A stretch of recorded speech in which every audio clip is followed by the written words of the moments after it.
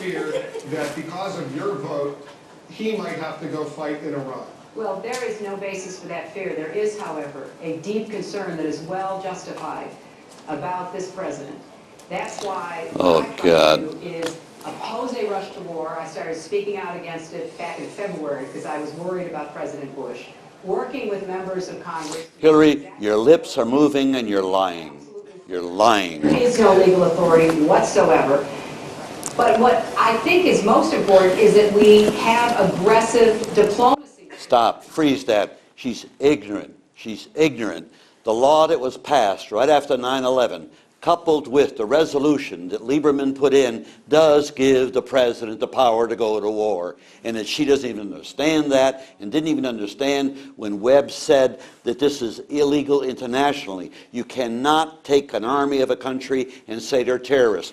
Say that the country is wrong, but you can't do that legally. And so they've given Bush the magic word, terrorism. And so now with terrorism, you can do anything you want in the world. You can go in and invade, you can attack, you can do all of these things, and that she isn't sophisticated enough, who wants to be president of the United States, to even understand that. It's appalling. It's appalling. And what she's party to is what could cost millions of human lives and unleash a nuclear exchange in the world. Go ahead.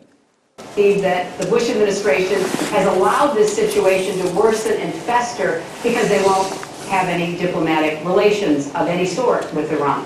So what I would do is to immediately begin that kind of negotiation. And I wouldn't ask the Iranian... Freeze it. Her husband was involved with the sanctions against Iran and refusing to really deal with them in a proper, honest way. Oh, he made some a little, but he's the one that initiated a lot of this stuff. And so she doesn't look back to that. It's always looking forward to what we can do. What they can do right now in the Senate is turn around and repeal what they just did with the Lieberman Amendment. Why can't they do that? Why doesn't she stand up and ask for that? That's not what they're doing. This is what the Democrats have locked into, which is another war, which is the way we did it with the Democrats, with the Vietnam War, with the Iraq War, and with the Republicans, and now the Democrats locked in, permitting Bush to go to war. And it won't happen. It won't happen until probably next April, May. Roll it. Up their quest for nuclear power or anything else. Get them to the table. Oh, wait a second. Freeze that. She's talking about whether or not Iran can have nuclear power. Well, who are we to tell them that they can or cannot have nuclear power? We got the bomb. The 5 members of the Security Council all have the bomb. When France wanted to get the bomb, we opposed it. In fact, Charles de Gaulle threw us out of France, NATO out of France, because of our opposition to him getting the force de frappe, the bomb. And so, did we invade India over the bomb? Did we invade Pakistan over the bomb? But it seems that now the logic, and now we're suggesting that maybe Egypt should have the bomb, and should we turn around and say we're going to go to war with Iran over the bomb?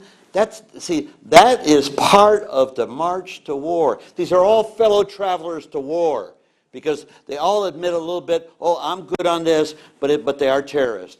I'm good on this, but they shouldn't have the bomb. I'm good on this, but they're killing Americans. Well, they wouldn't be killing Americans if we brought all the Americans home.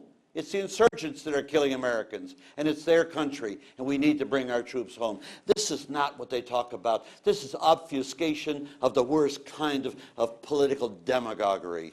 Roll it. 1, ratchet down the tensions. Number 2, prevent them from becoming a nuclear weapons power, because that would be dangerous for all of us. Oh, yes. Get the rest of the world to help us. We need China and Russia, the neighbors in the region. That's what I would be doing. Wait a second. Freeze that. Here, look at the map. Around Iran, to the north you got nukes. To the west you got nukes. To the south you got nukes. And to the east you got nukes.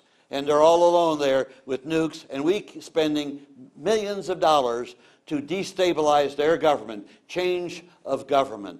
And we tell them that they're the axis of evil and that we should do something about it. And then we exhibit military plans to use nukes to stop them from having nukes.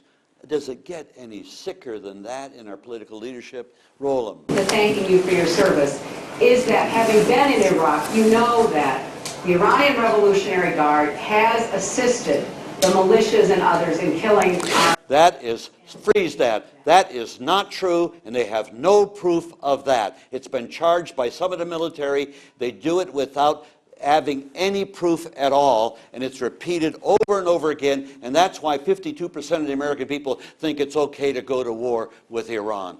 These are bold-faced lies. Let's see what this kid responds. Imported technology and technical assistance. I believe they are a terrorist group. I think See that? them and putting some pressure on them is an important part of getting to the diplomatic table with both carrots and sticks. All right. So oppose the Russian war, but get tough and have a diplomatic approach to Iran. All right.